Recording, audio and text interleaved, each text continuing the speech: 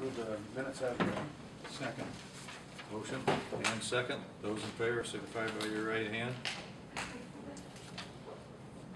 Try getting it I up. got it.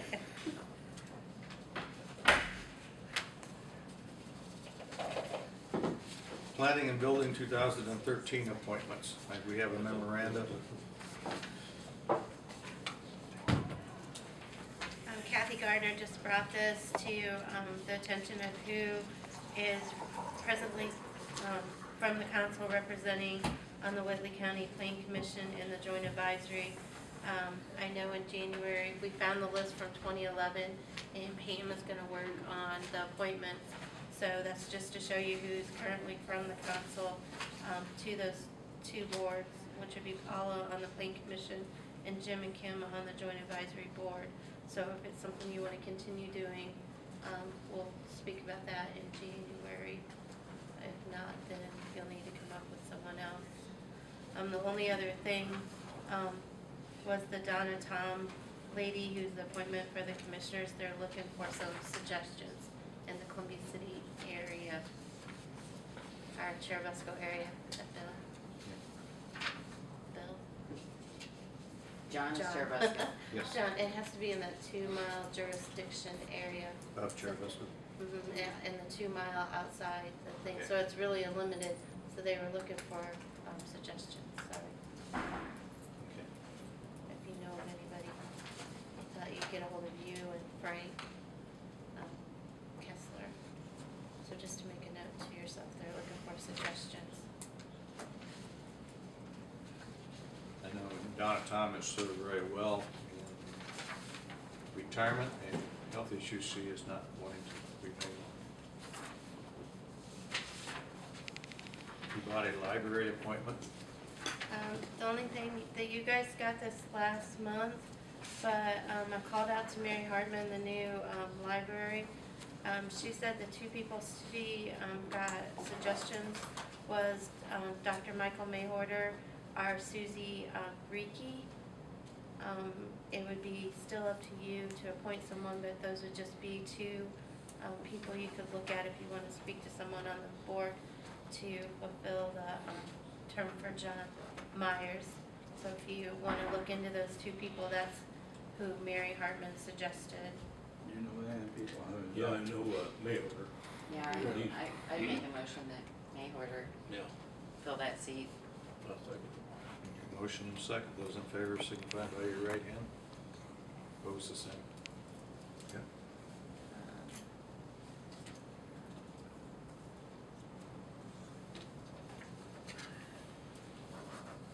The annual certification of elected officials was in your packet. They need to be signed and turned in. That's true by the end of the year, and then there will be, in talking with Attorney Ziegler, we'll keep a packet of them annually in the commissioner's information in the auditor's office. But it's as the change of laws July 1st, you'll have to annually do these as an elected officials. One's in regard to compliance with the county contract disclosure policy, and the other one is in compliance with the nepotism policy on hiring and supervising relatives. And like I said, it's just because of the law changed by the state July 1st. So if you want to get them back to me So is today. this in place of like conflict of interest? Yes, I pretty would much. say you still have to do conflict of interest. I think this will take the place of that, and I have to turn them in through the gateway system when our budget's approved to show that we have a nepotism policy in place in our county policy, and then that every elected official has signed them to get our budget then submitted to us. So, I think you still have to file conflict of interest because that's where you say if what you're your potential conflict would be.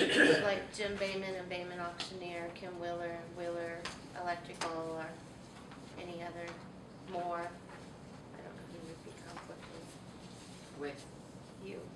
I was thinking of people that would. oh But yeah, yeah, you'd no. still have to do, I believe that's true.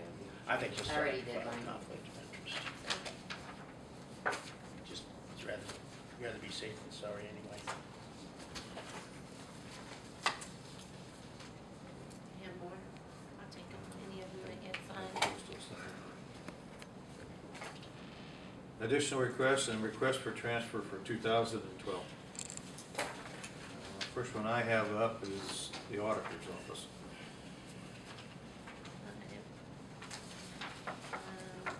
The fund is the 1216, the auditor's ineligible deduction fund, and the amount that I'm requesting is 5,000, which will leave a balance, or the balance today is 13,736.46. The monies in this fund is collected from people we've captured with ineligible homesteads, and it's called back billing. I show down below where I want the money allocated. I'm not sure that it'll all be used, but I just put even numbers. 2,000 for part-time wages, 1,000 for travel and training, and 2,000 for miscellaneous, which is the extra postage for the additional mailings, and the 1% that we have to, if we collect back billing, goes to the required state fund. Don't you have that fund in your budget, or somebody has a budget that can be used for training now? That's elected officials training. That's Okay. not part of, Okay. So this was for training. and really the only extra training was the extra meetings that were called about how we're gonna take care of the homesteads, when they're gonna be taken off. There's just a couple extra meetings, and they were just district meetings, so it wasn't a huge expense, so.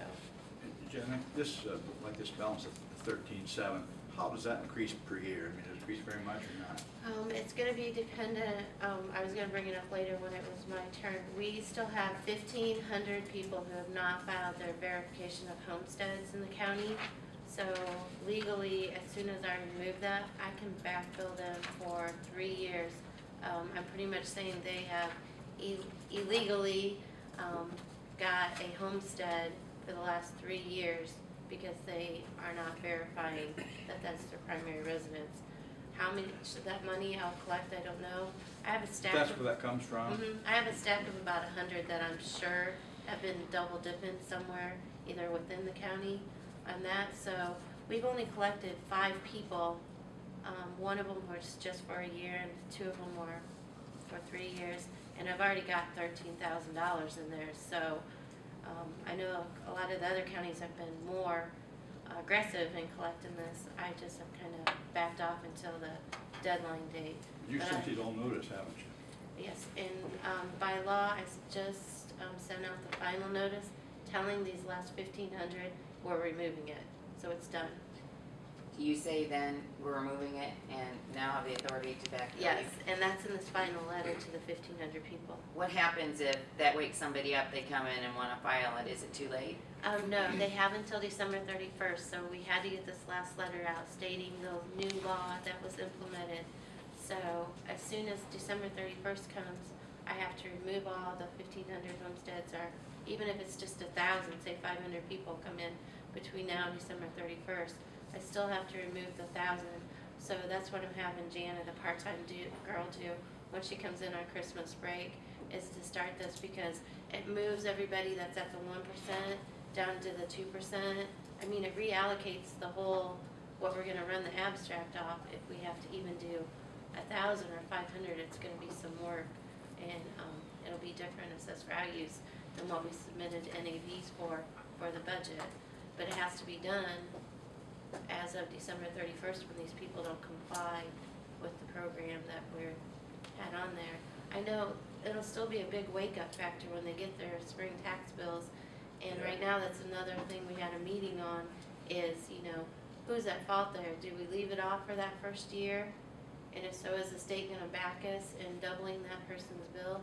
Or if they come in May and they file an appeal to PETA BOA, which there's gonna be more PETA BOA, our Board of Appeals hearings, you'll see, because these people are appealing us removing their homestead, even though we've given them 3 years of chances. It's gonna, whatever happens, it's gonna cause more work for Rita and I just wanna put that out there. And that's just all I can say about it. It's gonna change your budget, and it's gonna cause more work for everybody in the long run. From this fund, Jenny, is there certain expenditures can you make any kind of expenditure out of that fund, or is it limited to certain things? It's limited just to the auditor's office, and as you can see, most of it is done to comply with what the state's making us do. Well, my question is just like with travel and training, I don't know how much you spend in your budget, I mean, I don't know how much we even budgeted, but I just wondered if in the future, if some of that training couldn't come out of this fund, rather than just lay there. Right, and I agree too. It can, if you remember when I asked, this is gonna be a continual project, and I asked for an additional person. I look to even be able to fund half a person's salary if they're gonna mandate that we continually do this out of there. So it can almost fund my entire part-time person instead of having them out of county general, because that's what they do. That should be a one-year only. Mm-hmm. So hopefully after this year, it's not a huge problem like it is this year, but it'll still fund. You know, I only used 12,000 in part-time, 12 or 15 this year, and a part-time person. So this will pretty much fund that whole part-time person. You also sent along what it can be used for, at the second page. Oh, yeah. Yeah. It's attached. Okay, do we have a motion for this? I move we approve. I'll second. Those in favor signify by your right hand, opposed the same. Sheriffs,